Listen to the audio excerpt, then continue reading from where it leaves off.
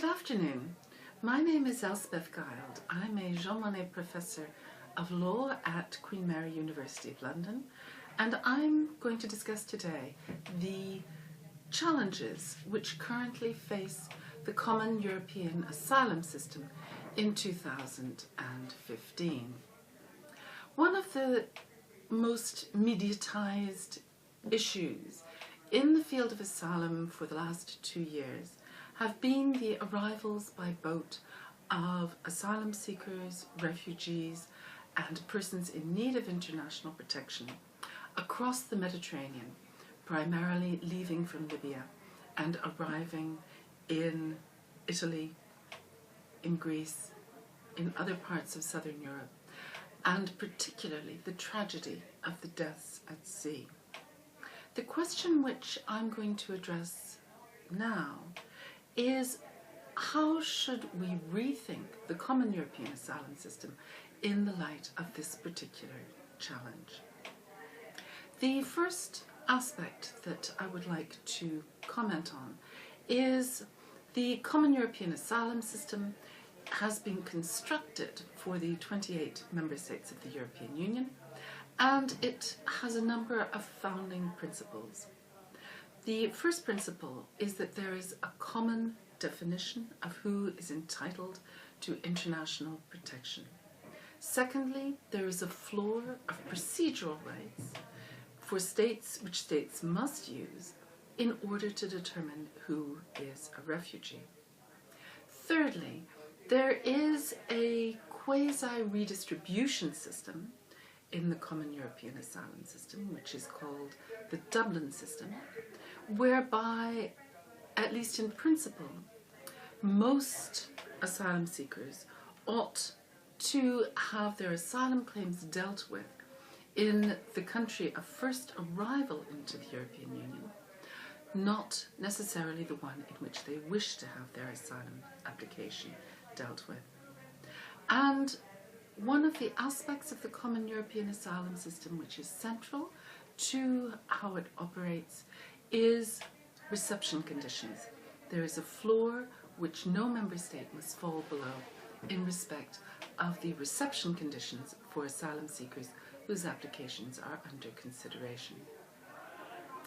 In 2014, we have the latest statistics from Eurostat that there were about 627,000 asylum applicants in the European Union. This is in a European Union of 507 million inhabitants. So if one does the calculation, 627,000 people in a territory of 507 million isn't that many. The second figure which we need to remember in respect of the challenges of the Common European Asylum System is that the arrival of refugees and asylum seekers in the Mediterranean is a fairly small number. We're talking about 627,000 persons seeking asylum per year, and only a minority of that apply in southern Europe or are the result of people arriving on small boats. Yet the European Union's external border agency, Frontex, has published in January of this year a report stating that there are more than 700 million entries and exits into and out of the European Union per year. Now, what this means is that the European Union can deal in an orderly manner with 700 million entries and exits of persons into and out of the EU territory. And yet we see certainly the language of a crisis and the presentation of a crisis with a few 100,000 asylum seekers and refugees arriving on the shores of the north of the Mediterranean from the south. This raises questions about our capacity and how we're deploying our resources in respect of the Common European Asylum System. The second big challenge of the common European asylum system is the problem of reception conditions. If there is one aspect of the common European asylum system which is the least respected among the member states, it is the obligations for housing, food, healthcare, education for children of asylum seekers while their applications are pending.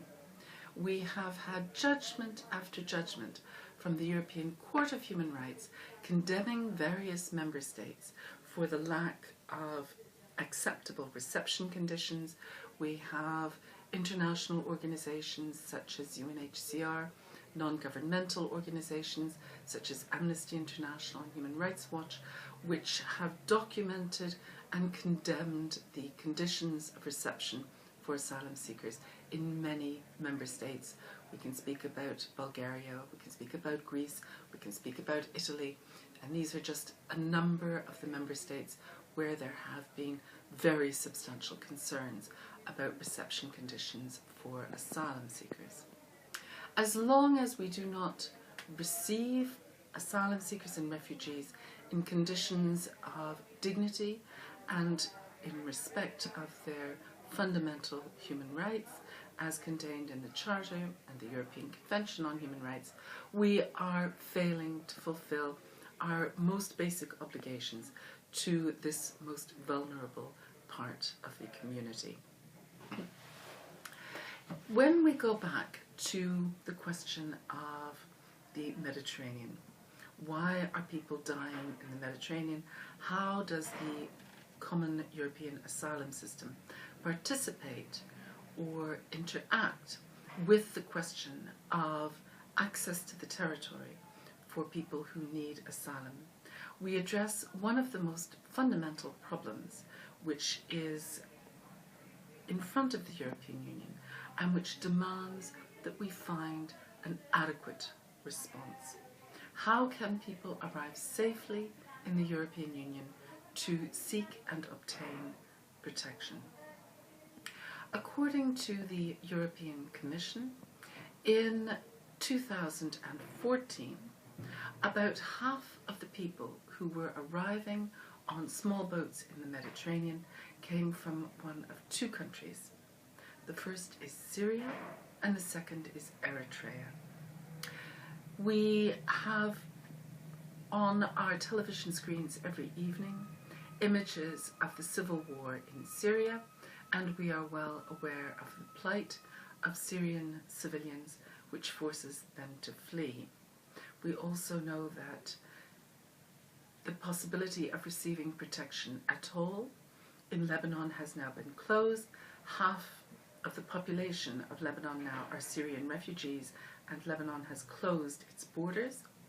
It's still possible for Syrians to enter refugee camps in Jordan and in Turkey, but certainly in Jordan there have been substantial difficulties in terms of providing for refugees and asylum seekers from Syria. And as their homes and villages are destroyed in Syria, there's nothing left to go back to, and therefore it's not surprising that people seek to leave temporary camps, living under canvas in conditions of deprivation, and to seek asylum in a country where they will be able to receive safety and their children a future. So that half of the asylum seekers arriving by boat in Europe should be coming from Syria is not surprising. We also have very well documented by international organisations as well as non-governmental organisations the terrible human rights abuses which are currently taking place in Eritrea. That Eritreans flee and flee northwards is not surprising either. These two groups form half of the boat arrivals. According to UNHCR, the cost of taking one of these dangerous, uncertain boats to try and get from the south of the Mediterranean to the north of the Mediterranean is about $7,000. Why do people take these trips? you or I could buy a trip, a flight ticket, from Amman in Jordan to Rome in Italy for about €300. Why do these people, instead of taking that safe manner to get to the European Union, prefer to spend $7,000 on a smuggler to risk their lives to get to Europe? The answer is very simple. It's because they'll never be allowed on the flight because of the visa requirements upon nationals of those countries and carrier sanctions, which means that if an airline in Amman carried a Syrian without a visa to come to the European Union, then the airline would be fined for bringing that person to the European Union without a visa. The refusal rates of visas for Syrians in Jordan has risen substantially. There was a recent report about refusal rates, particularly in the UK and France, and there have been a number of legal challenges which in fact have been successful in France in respect of that. So why do these people get on these little boats? Why do they pay $7,000 to smugglers and take their lives in their hands? It's because this is the only option they see available to themselves in order to seek asylum in a safe part of the world. When we come back then to the Common European Asylum System and the challenge to the Common European Asylum System, the first problem is safe access to the territory. At the moment, there are a number of discussions taking place in a number of venues in the European Union about possible visas for people to come to seek asylum in the European Union, questions about processing of asylum applications offshore. Sadly, these kinds of proposals have been made consistently over the last 15 years, and every time when one comes down to looking at the practicalities, they are not practical. There are fundamental flaws in respect of most of them. There is a possibility that humanitarian visas might potentially be an option, but they raise a series of problems in any event. So the question of spontaneous arrival of asylum seekers is also part of the question of making it possible for people to arrive spontaneously without forcing them to spend all of their money, giving it all to smugglers so that they can take expensive and dangerous ways of getting to the European Union. But then what happens to them when they arrive? Many of the Syrians and the Eritreans have family members or people from their hometown or friends who are already living in various parts of Europe. Because their arrivals take place in southern Europe, primarily Italy at the moment, under the Dublin system, they are expected to remain and have their asylum applications dealt with in Italy.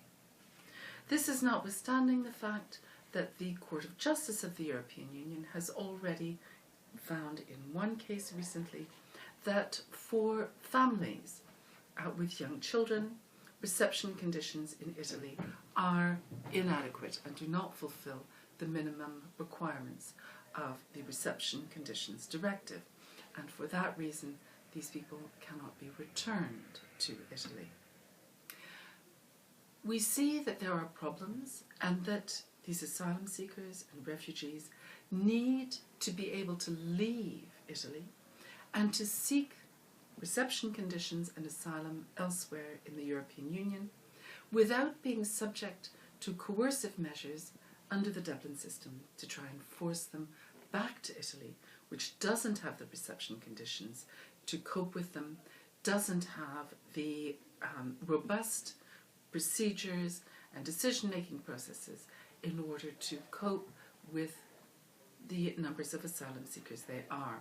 Though I would stress, 650,000 asylum seekers is not an awful lot of people seeking protection in a European Union of 28 member states and over 507 million people.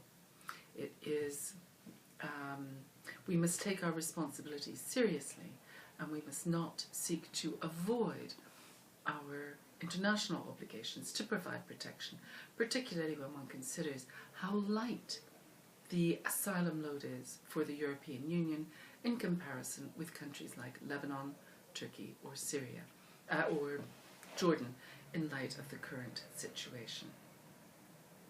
Thank you very much.